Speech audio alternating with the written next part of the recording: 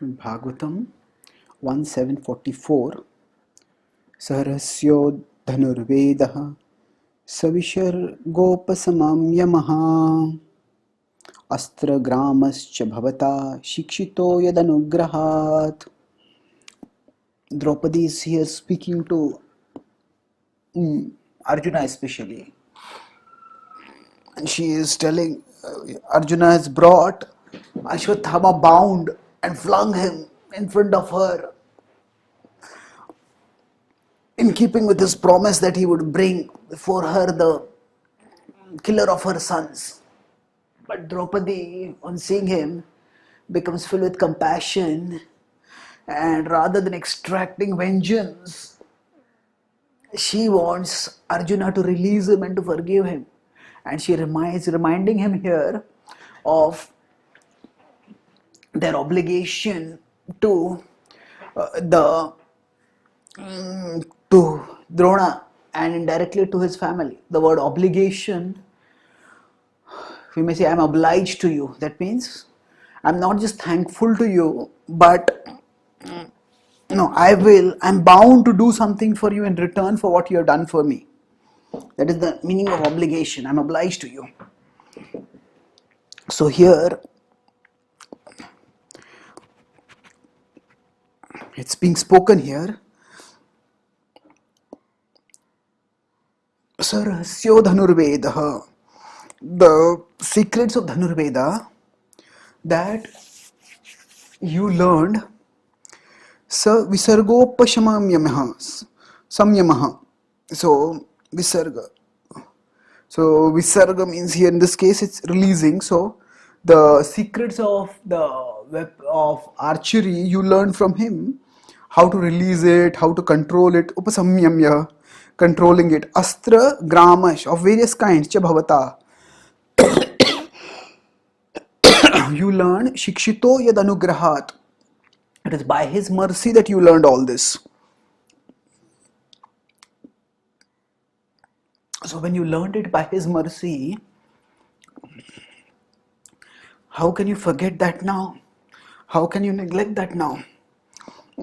We should be grateful to him, and a part of that gratitude should be expressed towards his son also.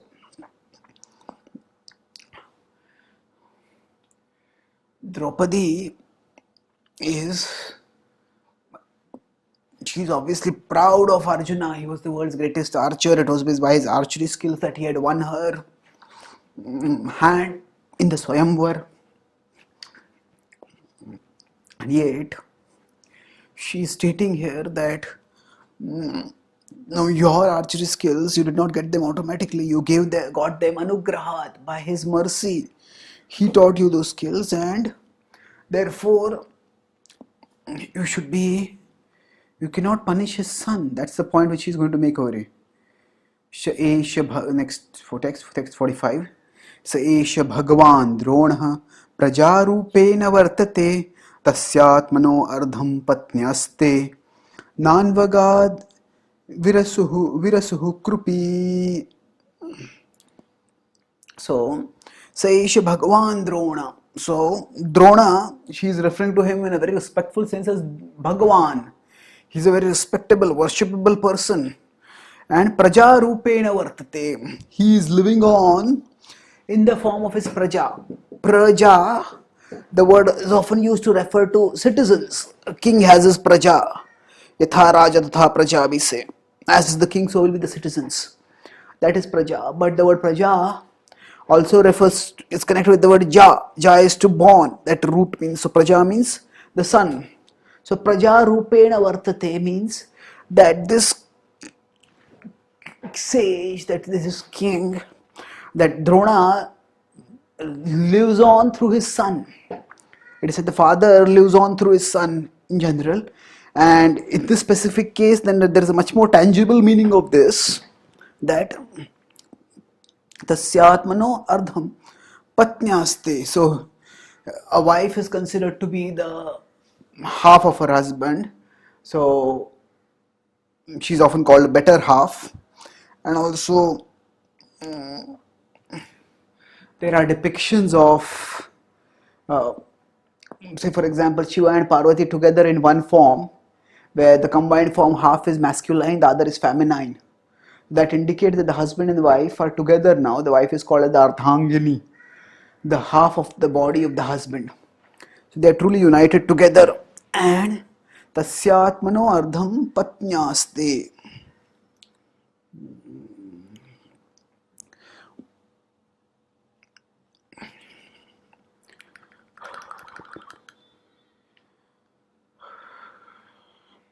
So his wife, who's like his half, she Nanvagad Virasuhu Krupi.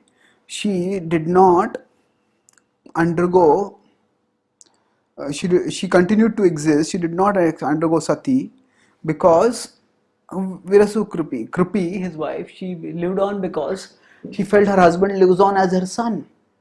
So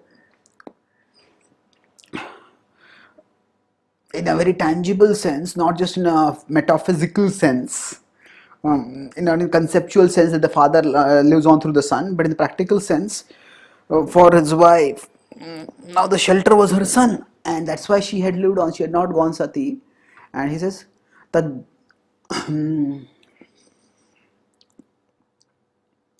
So she goes on and gives her arguments here in 46 texts. Tam dharmagya mahabhaga bhavadbhir gauravam kulam vrujinam narhati praptum pujyam vandyam abhikshnashaha. Tam dharmagya mahabhaga. Oh Arjuna, you are dharmagya. You know the principles of dharma and you are mahabhaga.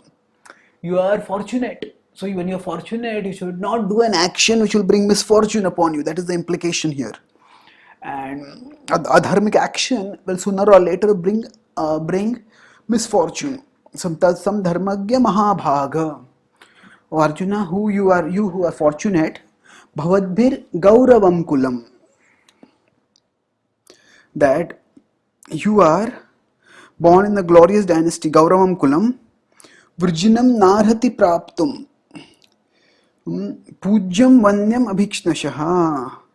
So, Vrujinam, you should not do that which will cause pain, Praptum, which will bring pain upon those who are Pujyam Vanyam, those who are worshipable and respectable, Abhikshnashaha, they are always respectable to us.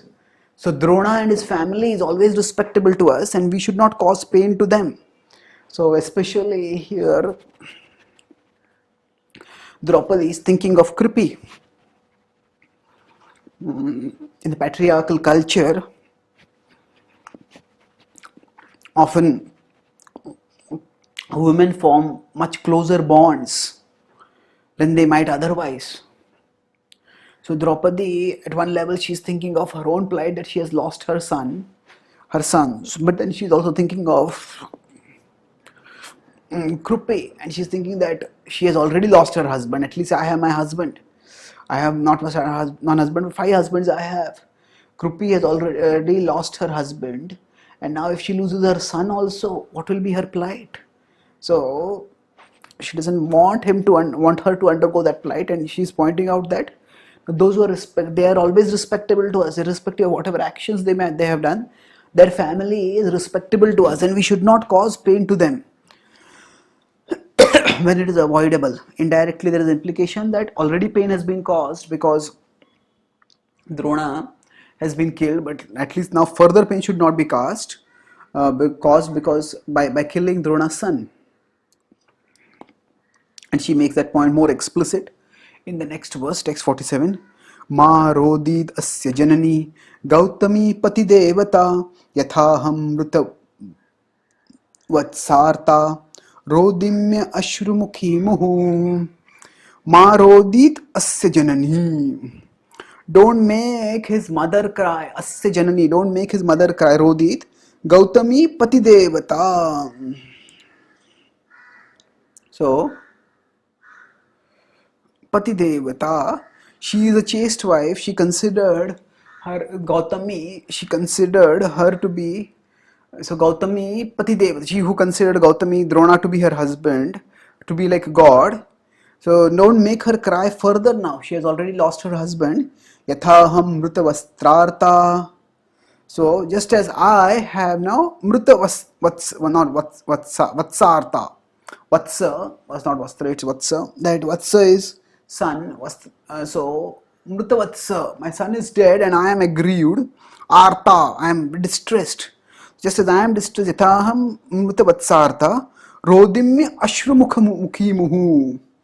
And I am filled with tears, and let's not cause similar tears for her. It's different people can respond to grief in different ways, and often the way they respond to grief reveals the nature of their character. So sometimes we may say that, the way I have been made to cry, or the way my loved ones have been made to cry, I will make my opponents and their loved ones cry in the same way. So instead, here, especially because Drona is a Brahmana and Brahmanas are to be respected by Kshatriyas, keeping that foremost in mind, Draupadi is telling Arjuna that don't make Krupi cry the way I am crying. Now, don't let her have to be bereaved of her son and suffer the unbearable agony of losing her son also, the way I have been afflicted by this agony. So here, our forgiving, non-vengeful, sensitive nature is being very graphically depicted. Further, text 48, she goes on. Yahi kopitum brahmakulam rajanyair ajitatmabhi tatkulam pradahatya ashu swanubandham shucharpitam.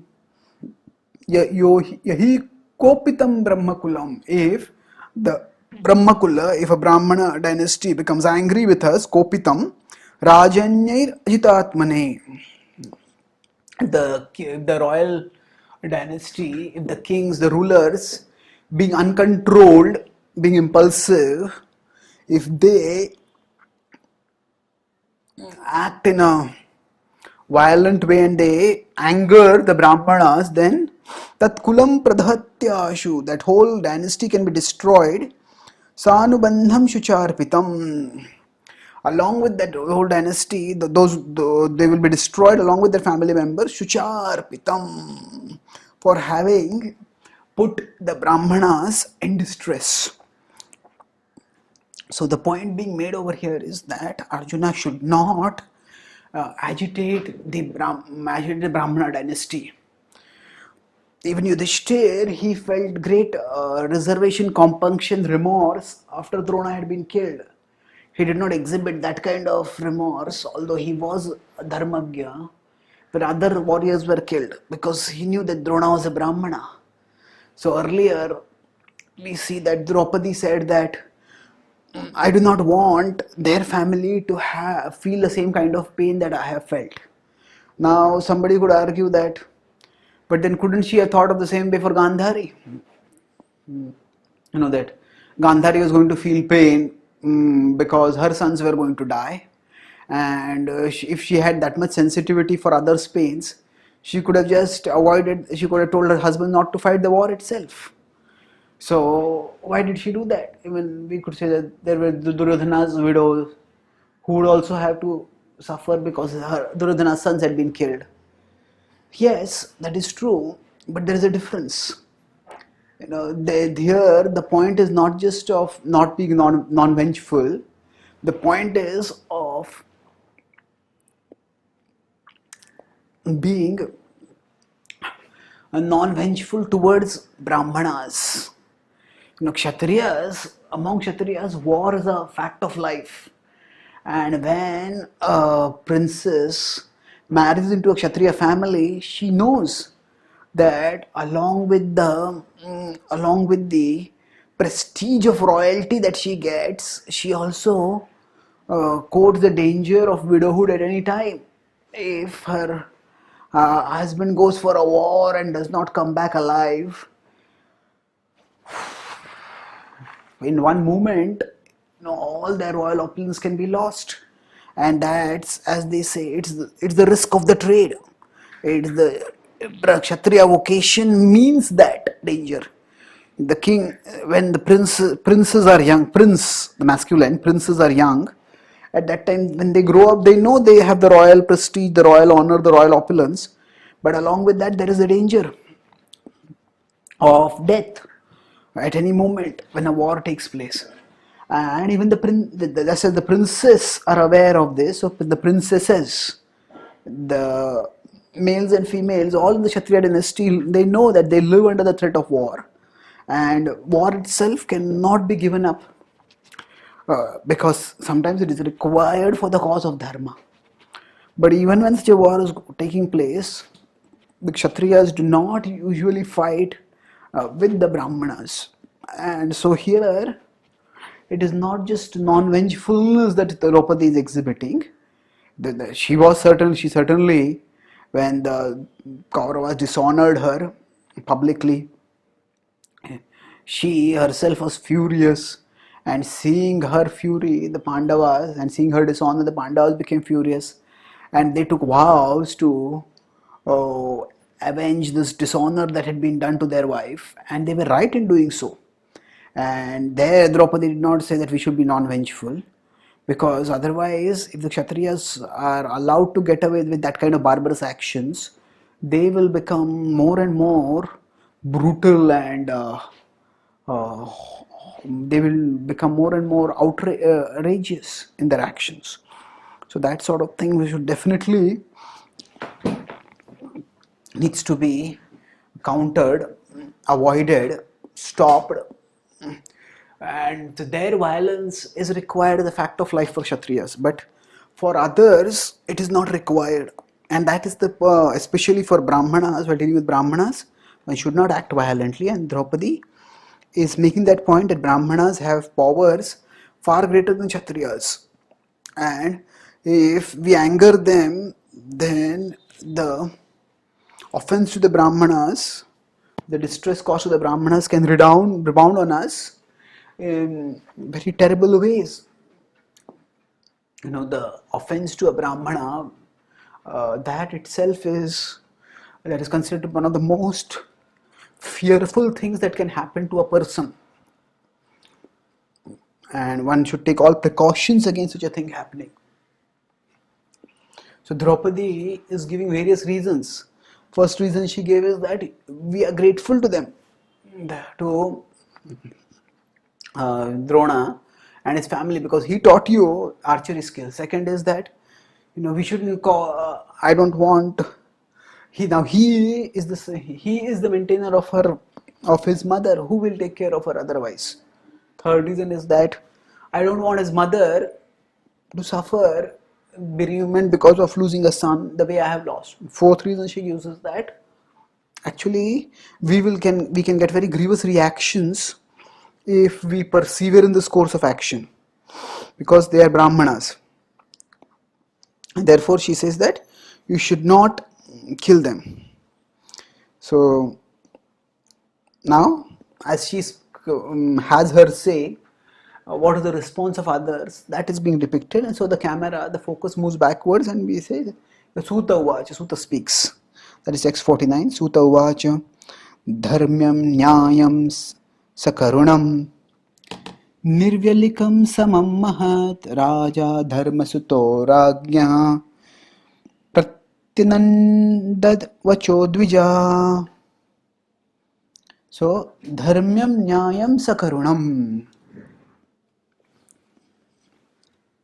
So her words were according to principles of dharma, they were according to principles of justice, and they were filled with compassion. So three laudatory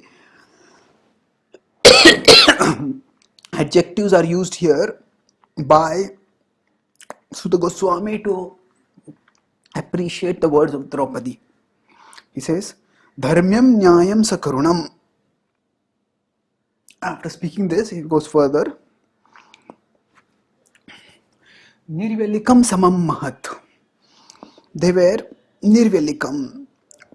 There was no ulterior motive, there was no duplicity in what she was speaking. It was not that there was some quid pro quid that she would, by doing a favor to Ashwathama, she would be getting a favor in back in return. That might be happening in some situations where we show mercy to someone, we show some favor to someone, and we expect that person to return the favor later. Nirvalikam samam mahat. So in this way, they were glorious words, and it was with samam. It was with a very. Although she was distressed, but still she had spoken these words with an equipoised mind, without being carried away by emotions. Raja Dharmasuto Ragya. So the king, that is Maharaj Yudhishthir, he approved. Pratyanandad Vachodvijay. So Maharaj Yudhishthir, when he heard these words of Draupadi, he fully supported her words. Pratyanandad. Okay, he seconded her word. Dvijay, here Dvijay refers to Sutta Goswami is speaking to the Brahmanas. He is saying that Draupadi's words, he appreciates her words, and he says that they were supported by Maharaj Yudhishthir. Now Yudhishthir is, in one sense, among the Pandavas, he was the most soft-hearted, and even when there was offense, he would be inclined towards forgiving the offense and taking the path of minimal confrontation. When after the Rajasuya Yajna, Vyasadeva told him that in future there is going to be a great war which will be fought to maintain, to ensure that you remain the king. So at that time, Yudhishthira took a vow that I will not speak angrily, and I will be utterly impartial as much as possible, so that there will be no dissension. Dissension is solved by partiality. So I will be as non-confrontational, as impartial as possible. And so the point is that he was of a gentle disposition, and when he saw Draupadi speaking such words, he supported her. He seconded those words. Text 50. Nakulah Sahadevascha Yudhano Dhananjaya Bhagavan Devaki Putro Ye Chanye Yascha Yoshitaha. And when he spoke thus, Nakulah Sahadevascha. Nakula and Sahadev, the two of the youngest Pandavas, the sons of Madri, they also supported her words. Yudhano Dhananjaya. Yudhana Satyaki was among the few other warriors, practically the only warrior apart from the Pandavas and Krishna, who had survived in the Kurukshetra war, because all the other warriors had been killed by Ashwathama in the night slaughter. And so Yudhano Dhananjaya. Dhananjaya is Arjuna. And Bhagavan Devaki Putro. So here the list is given of all those who supported Draupadi.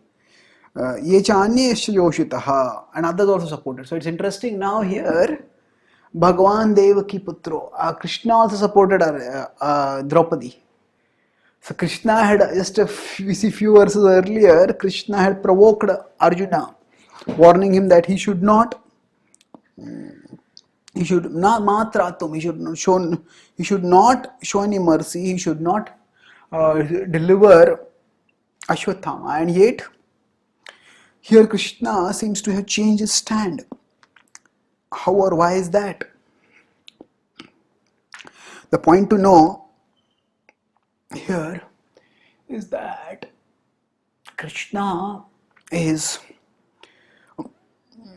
when he was speaking earlier, he was testing. And here the test has been completed. Test has been completed means that actually he was trying to see if Arjuna would act impulsively, and Arjuna had passed the test by not acting impulsively. And Krishna did not want, in one sense, Arjuna to act vindictively. And here Krishna reveals that side, that the earlier words were more as a test and not as a intent, not were more as a test and not as an instruction. That is becomes clear here, where Krishna supports Draupadi's positions, Draupadi's actions. But then what happens? Text 51. तत्र हामर्षितो भीमस् तस्य श्रेयान् वधः स्मृतः न भर्तुर्नात्मनश्चार्थे यो हन् सुप्तान् शिशून् वृथा.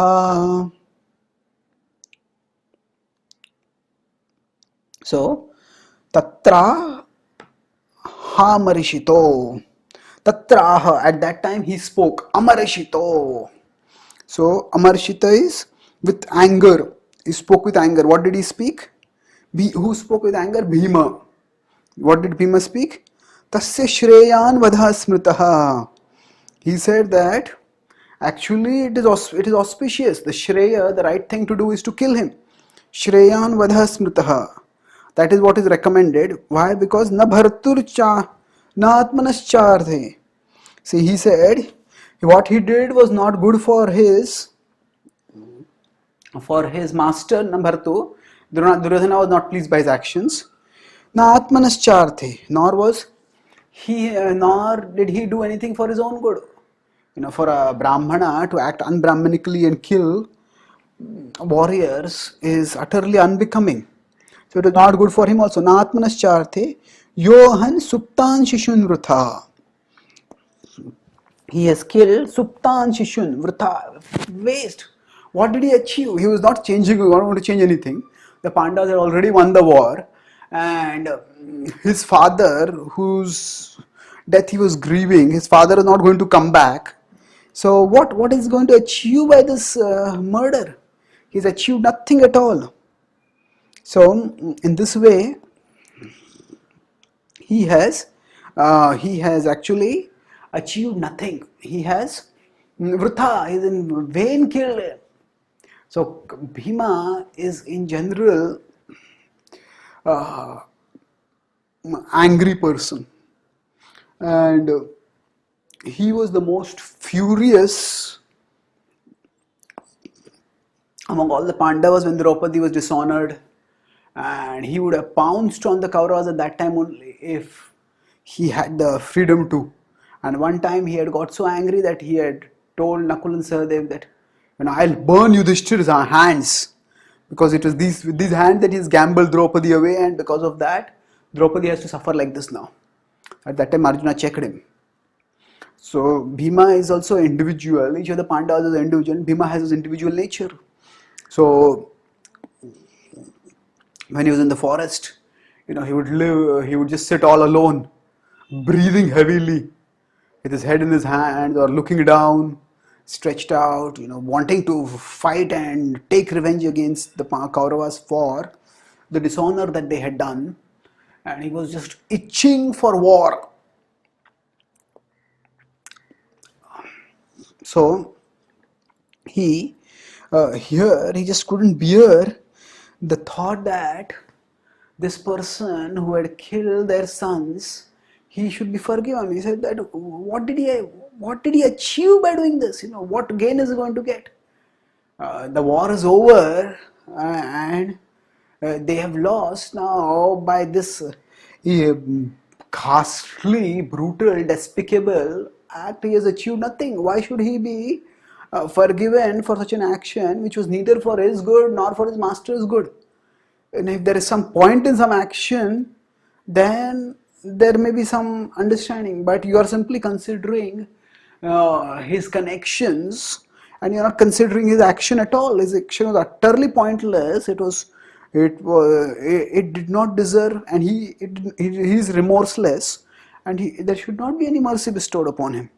So in this way, there is a difference of opinion, and how the conflict resolution is done, we will see in our next talk.